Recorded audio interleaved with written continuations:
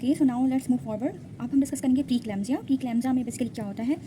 We divided के यहाँ पे वी रेड के अगर सिर्फ हाइपरटेंशन हो तो उसको हम जेस्टेशनल हाइपरटेंशन कहेंगे, जेस्टेशनल हाइपरटेंशन। अगर उसके साथ प्रोटीनयूरिया हो तो उसको हम प्री क्लैम्सिया करेंगे। तो अब हम डिटेल्स पढ़ेंगे प्री क्लैम्सिया की कि एक्चुअली इसके टाइप्स और क्या है वो।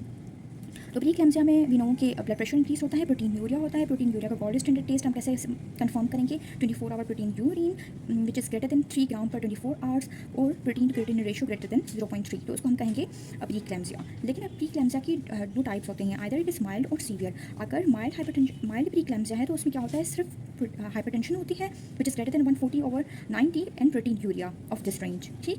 लेकिन अगर सीवियर हाइपरटेंशन है, सीवियर प्री क्लैम्सिया है, तो इसकी क्राइटेरिया क्या होता है कि उसमें हाइपरटेंसिव क्राइसिस होते हैं which is blood pressure greater then 160/110 और सिम्टम्स इसके क्या होते हैं, हेडेक होता है with visual symptoms, epigastric pain होता है with nausea and vomiting.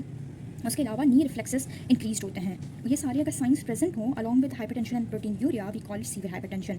And other than this labs में हमारे पास थ्रोम्बोसाइटोपेनिया होगी, क्रिएटिनिन इंक्रीज होगा, ट्रांसमाइन जो लेवल्स होंगे, लिवर फंक्शन टेस्ट जो इंक्रीज होंगे वो भी हमारे पास इंक्रीज होंगे। तो अगर ये सारी कंडीशंस हुई तो उसको हम क्या कहेंगे, mild severe hypertension, severe pre-eclampsia, I am sorry, it's called severe pre-eclampsia. Alright, इसकी मैनेजमेंट भी वेरी करती है कि वो माइल्ड है या फिर सीवियर प्रीक्लैम्सिया है। अगर माइल्ड प्रीक्लैम्सिया है तो उस कंडीशन में हम एक्सपेक्टेंट मैनेजमेंट करेंगे। एक्सपेक्टेंट मैनेजमेंट में क्या होता है, हमारे पास हम असेसमेंट करेंगे मैटरनल ब्लड प्रेशर का, एवेल्युएशन करेंगे फीटल वेलबिंग की और जो ग्रोथ हो रही है फीटस की वो सफिशिएंट हो रही है या नहीं, और फ्रीक्वेंट लैब मॉनिटरिंग करेंगे which includes platelet count, renal function and liver function test. ये हम पेशेंट की कंट्रोल मॉनिटरिंग एक्सपेक्टेंट मैनेजमेंट करेंगे।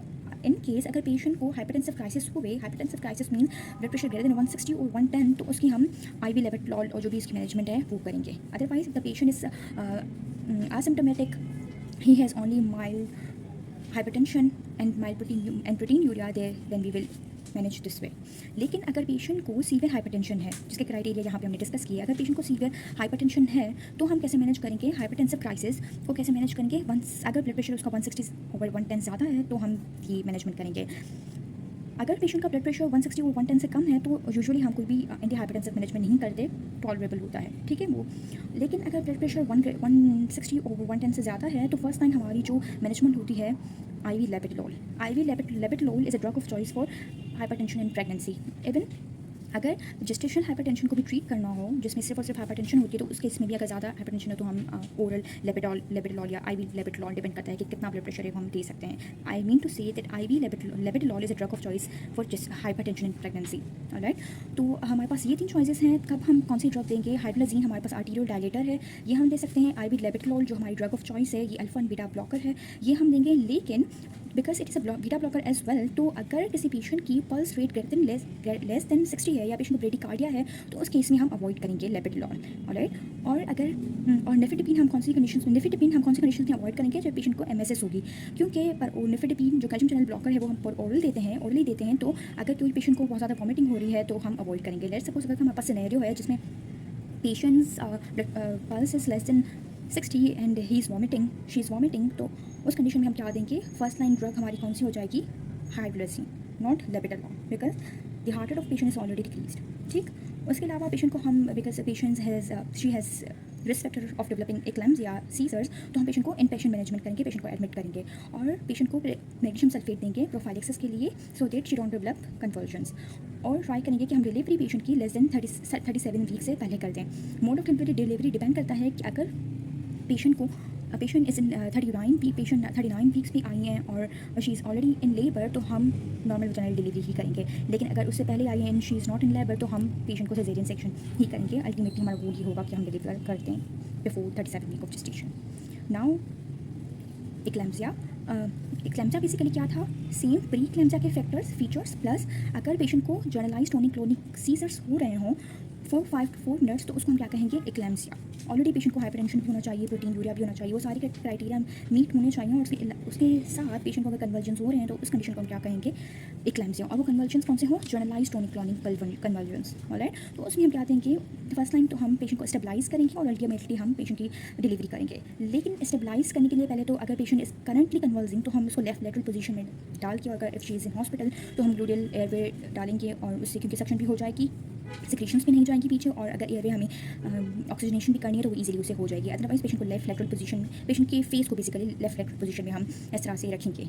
अब शी इज़ कन्वल्सिंग। लेकिन अगर फर्स्ट कन्वर्जन हो गया है तो हमारा नेक्स्ट टारगेट क्या होगा कि हम सेकंड कन्वर्जन को रोकें, प्रिवेंट करें। ठीक है, उसके लिए हमारे पास दो मेथड होते हैं या स्कीम्स होते हैं। एक होता है प्रिशॉर्ट स्कीम और दूसरा होता है ज़ुस्पाम स्कीम। ऑलराइट, तो हमारे पास प्रिशॉर्ट स्कीम में क्या होता है कि जो हम मैग्नीशियम सल्फेट देते हैं उसके वो हम IV और IM दोनों रूट जो है वो यूज़ करते हैं। इसमें क्या होता है, लोडिंग डोज 14 ग्राम होता है, उसमें 4 ग्राम IV देते हैं ओवर 10 to 15 मिनट्स, और उसके बाद जो 10 ग्राम होता है वो IM देते हैं 5 ग्राम इन ईच बटक। ठीक है, IV भी दे दिया हमने, IM भी दे दिया, ये हमारा लोडिंग डोज था। और उसके अलावा मेंटेनेंस डोज हम देंगे 5 ग्राम डीप IM एवरी 4 आवरली। ये हमारी है रिशॉर्ट स्कीम। दूसरी जो मोस्ट कॉमनली यूज्ड है और या फिर हम कहेंगे जो हमने पढ़ी है हर जगह, वो है ज़ुस्पान स्कीम, जो सिर्फ IV only, this is only IV। Here loading dose is 4 gram IV bolus, जो कि हम स्लोली देंगे। उसके बाद मेंटेनेंस डोज जो है वो होगा हमारा 1 ग्राम IV per hour in continuous infusion pump. लेकिन हमने करना क्या है कि अगर कोई पेशेंट, क्योंकि हम यहाँ पे मैग्नीशियम सल्फेट दे रहे हैं, मैग्नीशियम सल्फेट क्या होता है कि अगर मैग्नीशियम सल्फेट की टॉक्सिसिटी भी डेवलप हो सकती है। कौन से पेशेंट्स में मैग्नीशियम सल्फेट की टॉक्सिसिटी डेवलप होने के ज़्यादा चांस हैं, क्योंकि मैग्नीशियम सल्फेट जो है वो मैग्नीशियम सल्फेट रीनली एक्सक्रीट होता है। तो अगर किसी पेशेंट को already he is a patient of CKD या रीनल इनसफिशिएंसी है तो उसमें टॉक्सिसिटी के चांसेस ज़्यादा होते हैं। तो हमें करना क्या होता है कि अगर हमने पेशेंट को मैग्नीशियम सल्फेट स्टार्ट किया है तो हमें रेगुलरली 6 आवरली मैग्नीशियम के लेवल को देखना है, क्रिएटिनिन लेवल देखने हैं, और क्या करना है, यूरिन आउटपुट हमने कंटिन्यूसली मॉनिटर करना है। ठीक है, मैं ये मेंटेनेंस डोज स्टार्ट करने से पहले, और मेंटेनेंस डोज स्टार्ट करने से पहले हमने बाकी चीज़ें भी देखनी है, लाइक हम पेशेंट के नी रिफ्लेक्सेस देखेंगे। ठीक है, और पेशेंट का यूरिन आउटपुट देखेंगे। इसके अलावा रेस्पिरेटरी रेट देखेंगे। ये अगर रेस्पिरेटरी रेट पेशेंट का 16 से ज़्यादा है, यूरिन आउटपुट 100 ml पर 4 आवर है, और हमारे पास नी रिफ्लेक्सेस भी इंटैक्ट हैं, तो हम मेंटेनेंस डोज कंटिन्यू करेंगे। अगर इनमें से कुछ भी हमारे पास डिस्टर्ब हुई कोई भी साइन, तो हम क्या करेंगे, स्टॉप करेंगे मैग्नीशियम सल्फेट। तो now we will discuss magnesium sulphate toxicity. ये किसमें कॉमन होता है, जिसमें ऑलरेडी रीनल इनसफिशिएंसी हो या CKD के पेशेंट हो या रीनल इनसफिशिएंसी हो।